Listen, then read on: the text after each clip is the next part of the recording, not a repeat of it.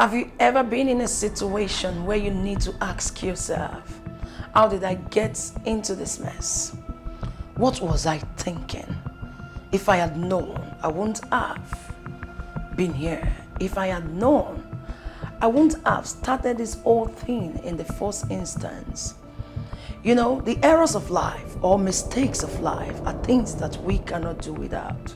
These are things that happen to us on a daily basis or sometime in life, and we kept blaming ourselves, or we look for somebody to put the blame on. The errors are part of us.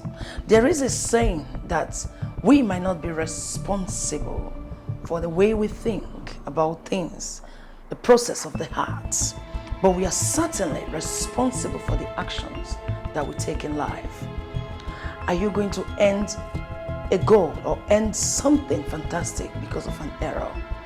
My name is Juliet Amos, and you're welcome to Coffee Time with Juliet.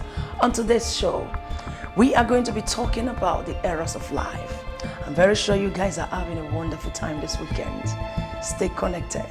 We'll be right back shortly.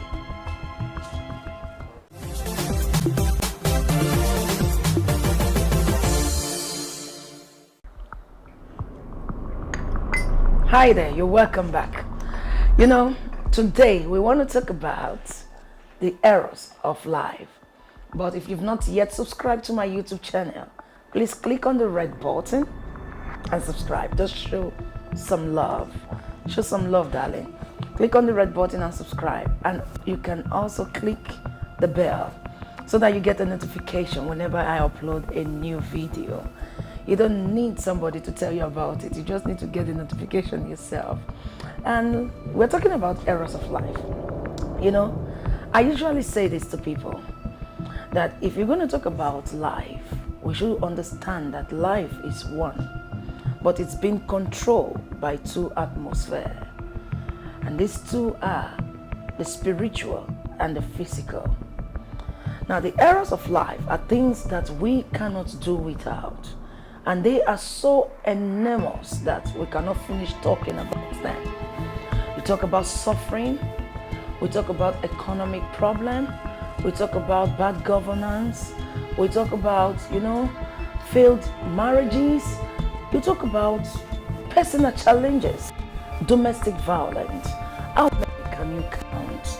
And how many can we resolve at the same time? But then, do we stop living? Or are we going to stop living our goals because of these errors? No way. But there are some people who encounter difficulties in life, and somehow we see things. You know what I'm talking about. Somehow, some of them end up committing suicide.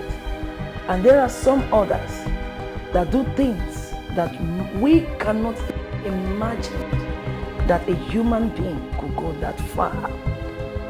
But how do we tackle errors? Or should I ask, can we even tackle errors? Because these errors are part of us.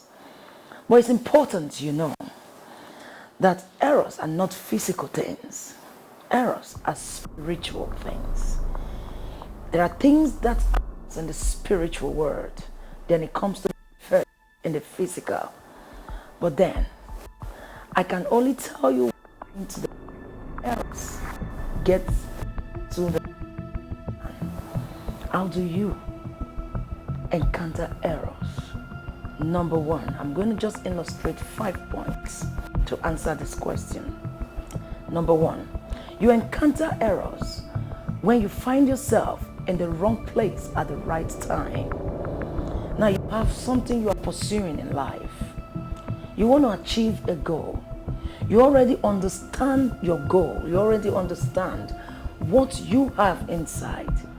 But if you find yourself in the wrong place and you want to start manifesting that goal, forget it, darling. You are going to face challenges, errors. Because all you keep doing is you keep making mistakes. Being in that wrong place at the right time is already an error. It's an error. Because the people you will meet there are the wrong people. The atmosphere is already wrong for your program. So the one way that error comes into the life of man is to be in the wrong place at the right time. Number two, when you find yourself with unfriendly friends, there are friends that we associate with that we are not supposed to associate with in life. Sometimes when you tell people, it's not everybody you drag along. When you are running the race of life, they think that you are trying to be too pompous, or maybe you just want to make people stay away from them or something. No. You know, life had taught me personally that there are stages you need to climb in life. There are people you must drop behind. You make a list of your friends. Who are those kind of friends that are used to telling you, how I wish I'm the one that is doing this thing. How I wish I'm the person that got this opportunity. If I was the one, the way I will do it, they will know that I will do it, in fact, in a more better way. You don't need such people around you. Most of them are unfriendly friends. If you have a friend, when you get to do something in life and the friend will come and tell you, why be saying that you they do this thing? In fact, now me, I would have been the person doing it for you. You don't need such friend around you. When you ask a friend a question about yourself, just tell the person to, tell me a little thing about myself. And the person is making you feel as though your goals and dreams are rubbish. You don't need such a person as a friend. They are unfriendly friends. Friends who comes around you, who are always sad when you're about to succeed, who knows how to go about telling people that you are not worth the position they have given to you. They are unfriendly friends. And the danger of keeping an unfriendly friend close is that some of them are more spiritual than physical. If you understand what I'm talking about. The world is a spirit world.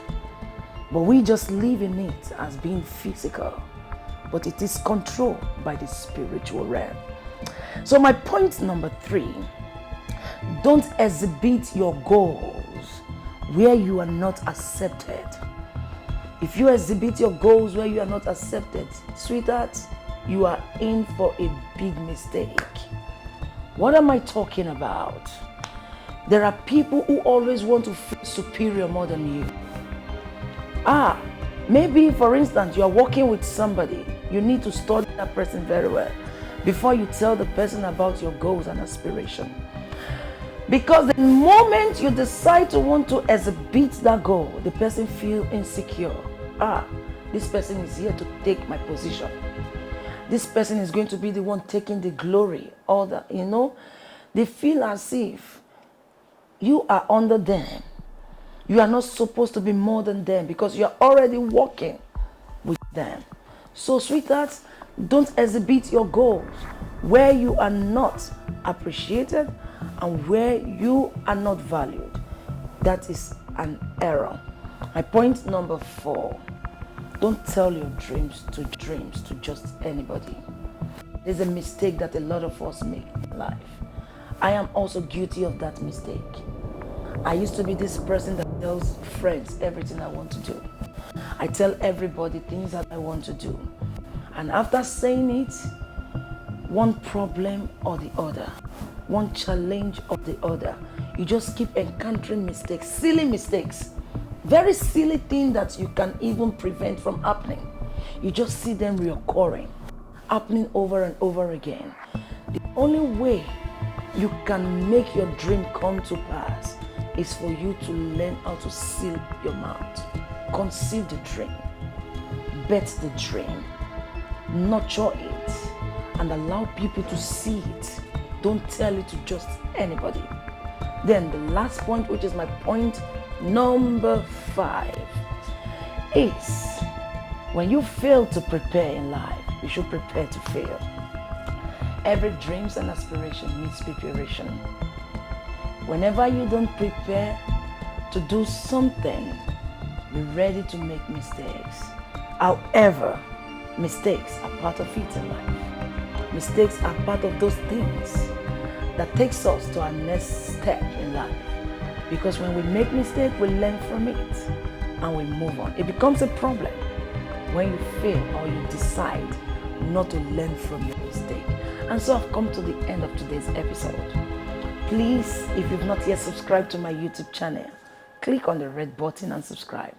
Click on the bell so you get a notification whenever a new episode is being uploaded. And again, like a video if you find it inspiring. Don't forget to share with your friends. Thank you so much. We've come to the end of today. I love you guys. That is why I am doing this. And the only way you can support me is to subscribe to my YouTube channel. Bye for now and have a fantastic weekend. See you again next time.